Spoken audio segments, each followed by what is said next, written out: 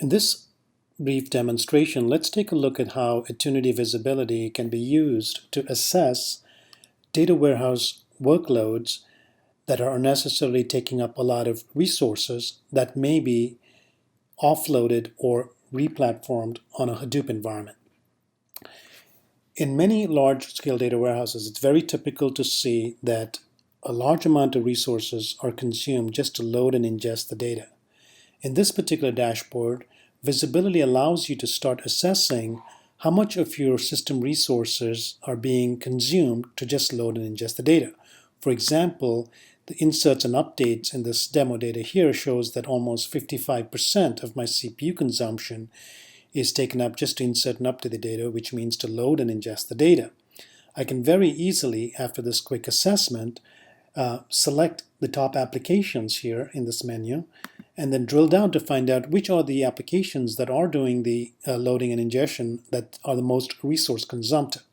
I'm prompted by a bubble chart, but in my grid here I can select based on a CPU consumption to find out which are the most resource consumptive applications doing the inserts and updates.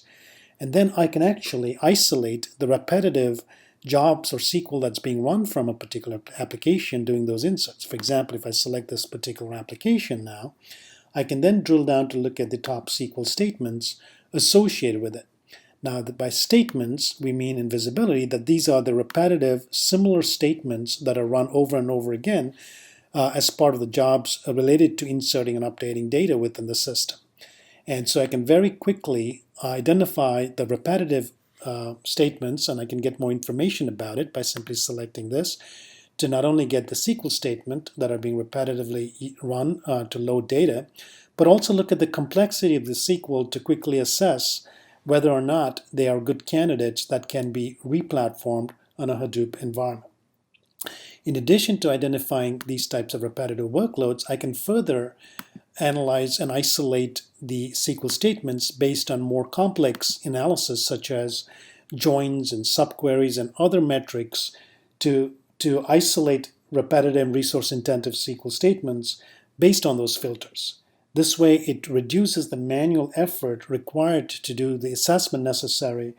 to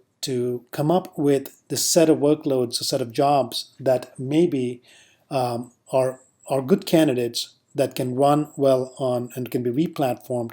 on a Hadoop environment as well.